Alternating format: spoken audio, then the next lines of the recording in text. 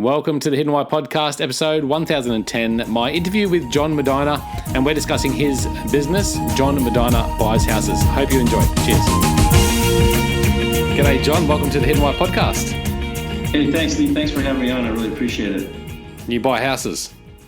I sure do. Yeah, I'm in Los Angeles, California, and buy houses. I guess the common thing is now that, flipping, right? So we buy houses and turn around and sell them to other people, fix them up and sell them. So that's your company's focus, is buying and flipping? Yeah, buying and flipping. We do, so we have it kind of broken down into three categories. We have like a sales and marketing company that we send all our sales and marketing out on, that basically and have a sales team. And everything comes in through that company. And if it's a deal that we want to take down ourselves, we sell it to another company and we flip it ourselves, which sell it to our other company. Apologize for that. And then we go ahead and we, do the work and fix it up and sell it. And then I have a construction company that kind of feeds the rehab company. I'm sorry, the rehab company, as far as like, to do all the fix up stuff. There are a few companies in the pipeline here. Yeah, and then my wife is an interior designer, and she kind of works for us there too. So I just kind of worked on getting her set up today too, so that she can have her own business too. So we're all about property for you then. Yeah, just kind of trying to give everybody their own space and so they can excel in it. What got you into real estate? It's a funny story. It's like back in so I was a plumbing contractor for years. And I had a plumbing business for, 25 years, Yep. And that's all I really did out of high school. I think it took like a year out, like 1 year off, kind of, I didn't go to college. So I was kind of a tradesman. So I got a job as a plumber with the whole mindset of like, if I'm going to be a plumber, I'm going to make sure I want to have my own business. I always wanted to have my own business. So before I was like out of high school, I was really good at working on cars, pretty mechanical, right? So that I didn't like that, after a year trying to figure out how to get a, if that was going to be something for me. I got into plumbing, new construction. And then I basically just did that for years. And then I was able to save a little bit of money. And I always wanted to invest in real estate, right? Because I just knew it was a good thing to do. So I started about 2009. I started taking some classes, like a lot of people do, those weekend courses and stuff like that, and didn't really do anything for about 3 years. And then 2012, I met a guy locally here named Bruce Norris, and went to one of his boot camps. And I like a 3-day course, and I go, wow, this is really interesting. Now I know what I need to do. Well, I didn't do anything. I had all this knowledge, but I wasn't ready to take action on it yet. So I went back in about 6 months, like, I got to take another one of these things. Well, when I was sitting there, I was like, what am I waiting for? I have all the knowledge. I have fear. I was fearful of making a decision, and finally just got rid of that fear. And then I just kind of dove in and I bought it. How'd you get rid of that fear? Just by taking action. I was like, I could just be one of these guys that just talk all the time, or a person that thinks that they can, that this stuff's just going to happen for you. You just, you got to get out there and you got to get your hands dirty, and you got to sometimes make some mistakes, or you got to be successful to figure out what you want to do, right? And went out there and just took some action, and it was great. I within like the first year, I bought 4 or 5 properties. Probably a year and a half, I bought 5 properties. And kept a couple as rentals, and then I ended up, flipping a few to sell. And then that was at the end of 2013. I was like, I got to do this full time. I was done with my plumbing business. I just lost interest in it. Got a little bit slow. Didn't want to go back and ramp it back up. So I told my wife, I was like, I think I'm just going to do real estate full time. And she says, well, you did pretty good at plumbing, so I'm sure you'll do good at real estate. So she wasn't any kind of roadblock. She was an encouragement, like she always is, and she just said, you should just go for it. So that's it. Yeah. All this history. You found a new passion. It's interesting that when you sort of take some action and go down a different path, and you can lose interest quickly in your previous professional or hobbies even. Yeah, that's exactly what happened, because it was like, and I think it was all for I'm all about intention and purpose, and it was all my effort was going towards real estate. Of course, the plumbing business suffered a little bit because I was thinking more about doing real estate, and it was just more. I just like the model. I like a challenge. It just seemed like the right thing to do. So how are you finding the market over there at the moment where you are? Whereabouts are you? I'm in Los Angeles, so I'm in probably one of the hottest markets in the United States, right? I'd say the top 5. The market, the market's the market. I try not to focus on what hot, cold, too much competition. We just kind of, here what we do is we do direct marketing to people that want to sell, mainly on the websites. We have a website and we try to get people Facebook. So we try to make relationships with people, and we just try to serve them with provide a solution for them. And what's great about it is like, we can't help everybody. Sometimes they're not a good fit, and we tell them they're not a good fit, and that's good. And that's a good way to be in business, instead of trying to put everybody in your box. We're not for everybody, but the people we are for, it's awesome, because we're able to, give them like just great customer service. We have these great core values we live by, and we're able to, just the whole company, lives off these core values, and then we're able to give that to our customers, and it just works out really well. How do you assess whether someone's a fit for you or not? Like, how does that happen? Well, we have it starts with a phone call. Peggy, she's in our acquisitions. She's kind of the sales representative on that end, and she's really good at talking to people. So yeah. She basically we just have a conversation with people, and through that conversation, we go ahead and get some basic information. And if it seems like it's a good fit for both of us, we continue the process, and we kind of just keep the conversation going. And then, when it's time to go ahead and they're ready to take action, we go ahead and we prescribe what we feel is the solution best for them, and if it works out good, that's great. If not, well, maybe we have a different option too. So yeah, okay. So when you set this up, how did you focus on branding and getting people to be aware of who you are and what you do? Yeah, that's been an evolution. That's been something that's been going on forever. I still think we're still working on it. The whole branding part was, I just decided to use my name. I think back in 2014, I started thinking about all this branding stuff, and websites weren't quite as popular back then. There wasn't many people. I don't think there's as much information out there as there is now, as far as with real estate investing. A lot of coaches and a lot of people, like gurus, even telling you what to do. So I just picked my name and kind of went with it, and then just built a website, sent postcards out to people. Yeah. Now we're doing Facebook and what do you mean by postcards? What do you do there? Oh, well, we just, you can gather, there's a bunch of lists out there of what people like, there could be people that own a rental property, someone that has equity in their house, someone with no equity. There's this different list that you could pull from a provider, a list provider, and then you mail them postcards. That worked really well for me at the beginning. Not that many people were, less people were doing it. And I think plus I had a smaller audience that I was after. So people would call from the postcards and I'd have a conversation with them. So we still do a little bit of mail, but how do you target that, like the postcards? Excuse me? How do you target the postcards? Oh, it's just through it. It could be a high, target them. You just basically, you look for the list, and then you just have different postcards you send out to people with different types of messages on them.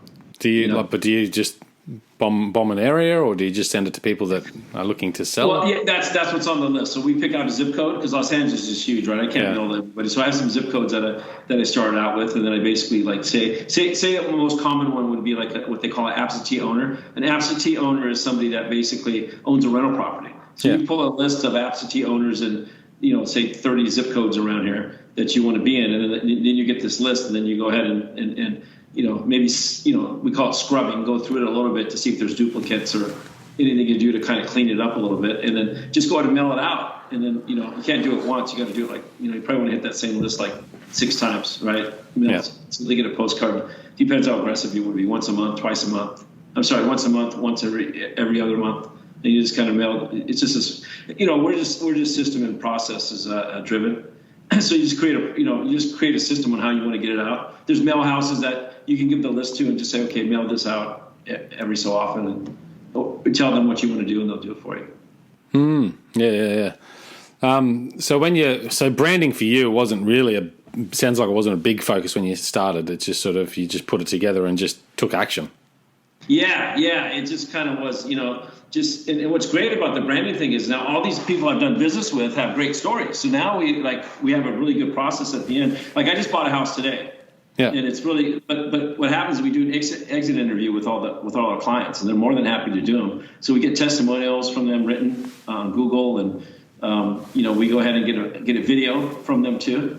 which is great that we can go ahead and put it on Facebook, or we could show it or it's on our website too to view. So that's actually the really coolest thing is that we're doing business with people and they're enjoying it, and they almost love to tell people how we treated them, and it was just a win-win for everybody. I think that's the biggest joy in this. That's that's something that I really, really, really appreciate is that we're doing business with people that like us and we like them, and it's a win-win for everybody, and we can solve their problems and help them move on or whatever it is that they need, and it's a good fit for them.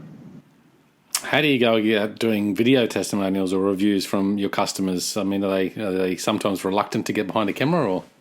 You know what? It's pretty interesting. At first we thought that was the case, but we just asked. It's funny. We didn't ask before, so we didn't have them. Now it's part of the process. So every time that everything here is in the process, right? It's a checklist. So every time we open escrow, we do the same thing. Every time we close an escrow, we do the same thing. So it's like, I think it's like, say when you're buying a house from somebody and there's 10 things that need to happen in escrow in that procedure, we call it transaction coordinator. That's the seat where that particular person sits in, the job, so to speak. We call it a seat. Basically, it's part of his checklist to get it, to ask for a testimonial. Yeah. And we ask for it. Then I have a partner, Ricky, he's in sales, and then he kind of tees it up and does it on Zoom. So it's, the world's kind of gone to Zoom now. Everything's kind of virtual. We used to do it old school where we'd sit down with the people. I like that because I can interview them. I could be in there with them and ask some questions. And so we've done a little bit of both. But yeah, it just works out really well. We did a lot of Zoom stuff now. That's cool, hey? Yeah. And I guess a really good point there is if you don't ask, you don't know, do you? So, and what have you got to lose by asking? I mean, it's not like an unfair request, is it? That's true, and most people are happy to oblige. They do it in their car. It's great. I mean, it's really cool what happens when you ask, right? How do you ask about it? Like, do you just say, hey, look, just hope you appreciate our service. Would you like to jump on camera and just give us a quick few kind words, or what do you do? Yeah, exactly. That's exactly what we do. Because here's what we do too. I mean, I think it's kind of great that like what we started doing is every time we do it, like at the end of the close of escrow, like that's today. Close of escrow means that for people that don't know what that means, it's like their transaction's complete. So we send them a gift basket anyways. They don't even know what's coming, right? So that's thanks for doing business with us. Here's this gift basket from, I think it's Harriet and David. It's just some kind of a little gift basket with some stuff in it, and it just really, really excites them. And then getting a video testimonial after that is actually it's not very hard. They kind of feel like it, it's just kind of it goes with the territory. Yeah. No, I think that's powerful stuff. Certainly to get that from your clients, and it shows your future clients as well. Yeah, exactly. What they can expect, which is important. Particularly, I mean, do you find a lot of your customers jump on there and do look at these reviews? I mean, it's a review economy, as they say. Yeah, I think it's 100%. They do because they tell us they do. Yeah. They tell us they do. It's very interesting that the stuff that people will tell you. They tell Peggy, but Peggy's really good at asking questions. So and Peggy will tell them too a lot. Hey, make sure you go to our website and check out our reviews. So so that you understand that we're a legitimate company, and we're doing all these things that we say we're going to do, which is great. So we even tell them to go check them out too if there's any doubt. And that helps a lot. That helps a lot too because we're credible, right? We have a lot of credibility. Yeah. A lot of people in this business don't have credibility. It's just there's a lot of sharks in every business, but we don't worry about them. We do what we say we're going to do. We just live by these core values that we set up, and it just makes it easy to do business. How do you set up your core values? Well, we run we basically. We run what they call the entrepreneur. It's called the EOS system. That's the easy way to say it. A book called Traction. There's a book called Traction, and that's how we run our business. So you have to have core values. We have weekly meetings. So we, at the beginning of when Ricky and I, so Ricky and I started in 2017. I started the business kind of by myself, and then I wanted to scale up and get bigger. So I brought Ricky on, and then we sat down and we created these core values. So what's Ricky's name? Ricky Magana. Ricky Magana. Yeah. And he's a real estate agent. Yeah. So he can handle people's if somebody, like I said, we provide solutions to people. Sometimes a cash offer is not really good for people, but they want to maybe list with a realtor. Well, then Ricky can list the house too. If need. Oh yeah. Yeah. So that's how we establish. We have meetings. We're having a meeting tomorrow. A little late. The quarter's almost over, but hey, it's over today. It's the 30th, right? So we're going to go ahead and have that meeting tomorrow. We're going to set expectations for the next quarter. But the core values are all written down, so it's really easy to. And then everybody that works with you too. It's like all the employees have to stick to the core values. So one thing I found out about that is that in the past I'd hired people, but they didn't have the same values as I did, the core values. And bottom line is, you can't expect people to act a certain way if they don't believe in the culture of your company. No. So. No. I guess when you go out there, you said you do a lot of websites and social media as well to attract new business. Is there anything that you can guide us on as to what works effectively for you in that sense? You got to, it's just a little bit of, there's our website works pretty good as far as, SEO, right? Yeah. So we have to do a lot of work on the website as far as SEO, and it's always maintenance, it's always ongoing maintenance, writing blogs, getting backlinks, adjusting the content. And that takes a while for Google to recognize you and get ranked. So that's a long-term play, right? It's a really long-term play. If you wanted to do something a little faster, you could do, what they call pay-per-click from Google, and you could pay to get to the top, and then you pay for leads that way. Facebook has marketing side of it. It's not doing very well right now, but traditionally, why do you feel it's not doing so good right now? You're just not getting the traction, or is it? Yeah, we're just not getting it's not producing the way we hoped. We just have, but here's the bright side. We have a new Facebook company that, I'm hands off on that. I pay somebody to do it. Let someone do it. Yeah. Yeah, they're in their first month, so you can't judge anybody on the first month. You have to let the stuff go for at least a quarter before you start making decisions. So all this marketing stuff is just basically like you have to have a budget, and you have to basically just let it run, and then have good conversations with people, and then when the opportunities show up, the funny thing is you got to answer the phone. A lot of people don't want to answer the phone. I'm laughing because it's so simple, Lee, but a lot of people in this business don't answer the phone, right? They're just basically, so we answer the phone, we have good conversations, but we have a really good sales system, and Ricky and Peggy have been doing a great job on the sales, where our sales numbers are through the roof, and it just boils down to just like having a really good sales system as far as everything's a process. We make sure that we have a nice, a CRM, we keep all our leads, and then we make sure that we touch people and call them and check in with them and just do the work. It's just. Do you do a weekly email or something? No, we call people. Like emails are just cool. We call. It just depends on if they're hot, cold, or they're warm. That's a whole conversation, right? It just depends on where they're at, kind of what bucket they're in, what part of the process they are. If they're cold, we still call them like, once a month or once every 2 months. Or they'll get a text from us. So we're in communication with them. We just, if they're warm, they're kind of probably hear from us, every couple of months on a phone call. It's all the system. That's what's great about this. Everything's systemized. So I'm not babysitting anymore. I'm not asking people, why aren't you doing this and what's going on here? It's like everybody's doing what they're supposed to do because it's in a system. Yeah, gotcha. And they just report. We just have meetings once a week for about an hour and a half, and then once a day we talk for about 10 minutes, and then we just check in with each other and report they report their numbers from the day before. So everybody's accountable. It's all about accountability, right? It's like, that's one thing I know too. What I've learned, and I've heard this from a lot of people, is you can't make people be accountable. You either are or you aren't, right? So, and that's one thing we're big on is accountability. Yeah. The way you do business is obviously tailored to the particular type of business too, I suppose. And you've found a strategy that obviously works for you guys and what you do. When you've set up your businesses, were there any challenges that you could give advice on to maybe other people out there looking to, start their business as well, or the company? Yeah, well, I got a lot of experience in that. It's excuse me, even when I had my plumbing business, I mean, at the beginning, you're a one-man show, and you can only do so much stuff, right? So I guess, my biggest challenge was trying to do everything myself, and then basically not delegating, and then not having the mindset of growth. not thinking that you're going to grow. You're just because you're so busy being busy, and you're kind of chasing your tail at the beginning. Especially if you're out there doing like a service work as plumbing. You don't get paid until you do a job, so you're just constantly chasing yourself around, and then there's not like you spend a lot of time doing things that you could probably like delegate out to other people.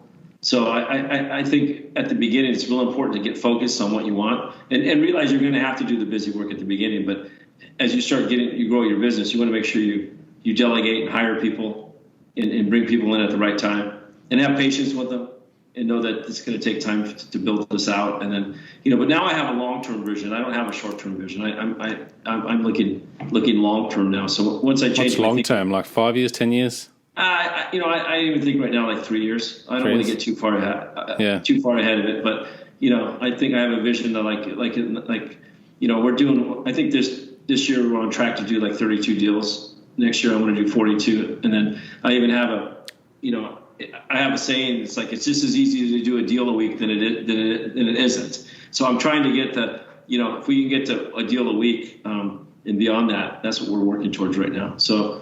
We're just basically just keep growing the business and keep looking for key people to hire, and then for me to get out of the way and let people do their jobs.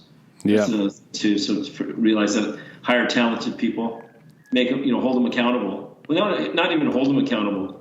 They'll be accountable. Hire accountable people, and then everything and then training. That's another thing too. A lot of people don't want to train people. We're big on training, so constantly we're doing training. It's just over and over again. It's almost like an athlete, right? You can't just show up for the game and, like a basketball player, not even warm up before. I mean, you got to go to the practices and all that. And train a lot. Do you find, because I guess this is a challenge for businesses like yours, even like mine.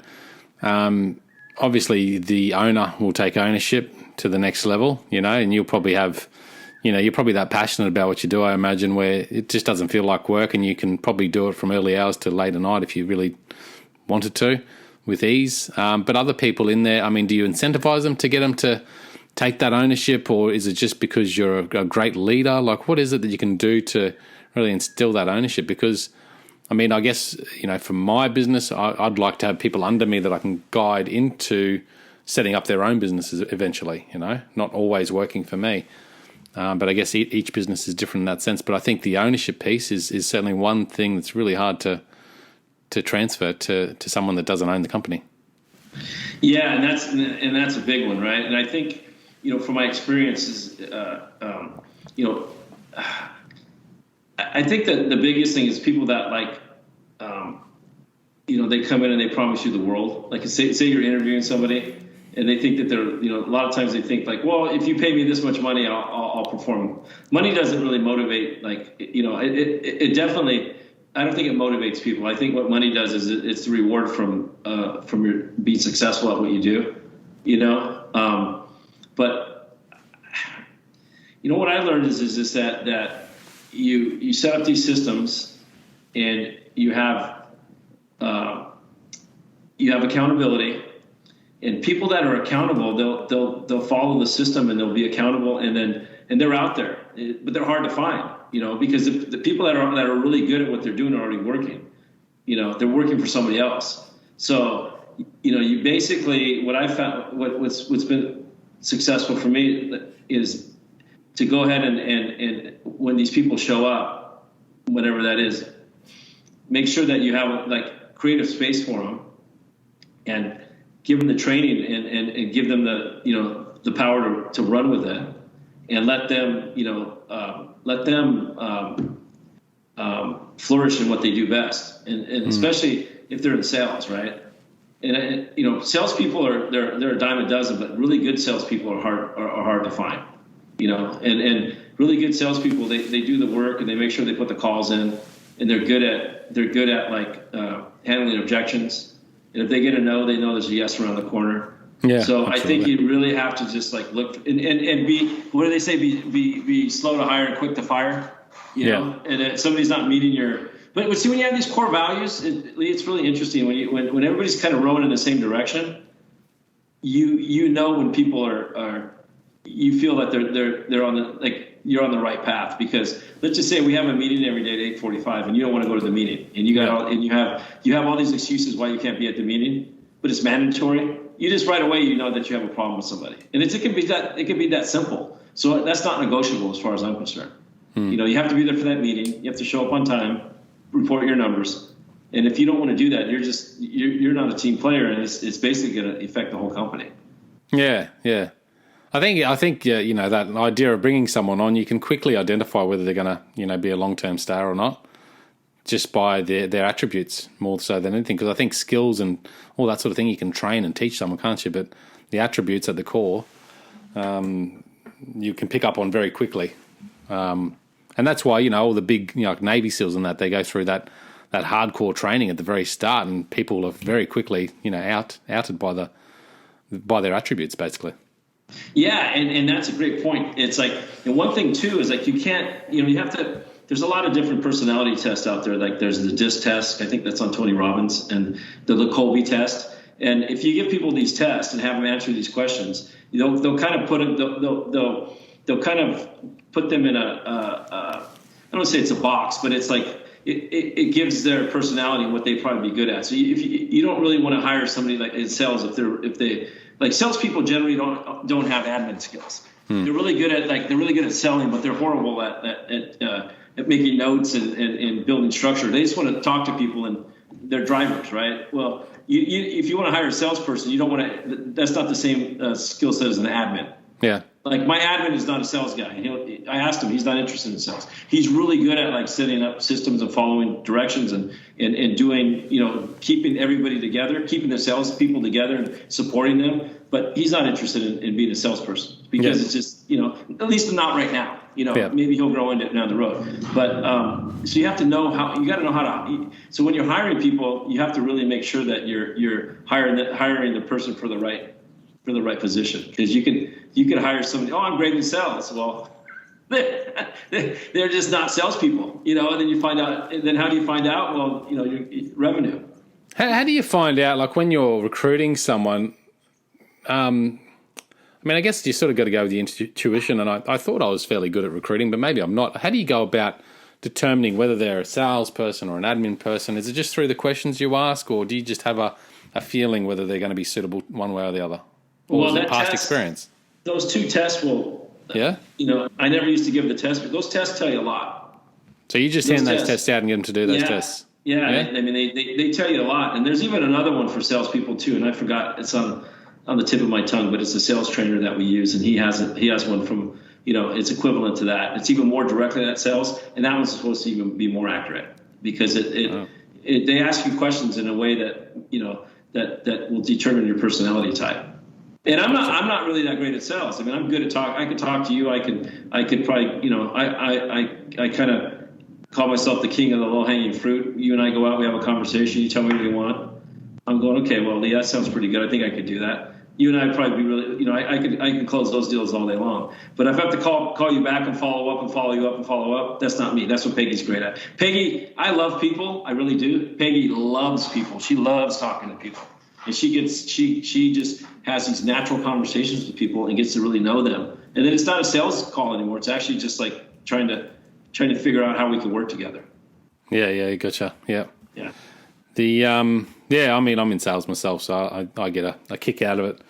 The admin side of things frustrate me sometimes, but you know, you need the good people around you, mate. Look, pleasure having you on today. I really appreciate your time. Want to how do we send people your way to, you know, connect with you, find out more? Is it just your website? Yeah, you can go to John Medina Buys Houses.com. Yeah. And then you can get on there, and then you can send the email to me at John, JOHN, at JohnMedinaBuysHouses.com. Yeah. You can get a hold of me that way too. And the phone number's on the website too, if you guys want to check that out, or if we can be any service to people. We'd love to see if we could work together. Yeah, no, cool. I'll stick that in the show notes for everyone listening out there. This is episode, I think it's 1010. So made the 1010 mark there. Thank you, John. Oh, thank you. And guys listening out there, check it out, thehiddenwhy.com. Until next time, peace, passion, and purpose. See you soon. Thanks, guys, for listening to this episode. I hope you enjoyed what you heard. I hope you love what you're hearing. If you like this episode, guys, or any of the episodes that you're listening to here at The Hidden Why, please do me a favor by sharing it. You can share it with your families, you can share it with your loved ones. You can do that by using your favorite social media channels, using the icons on the platform that you're listening to The Hidden Why podcast. Also, guys, if you're a fan of the show, please connect with me. Connect with me at thehiddenwhy.com. I love to hear from you. I love to converse with the people that listen to this show to find out what they enjoy, what they don't enjoy, and perhaps if they have any questions or feedback for the show as well.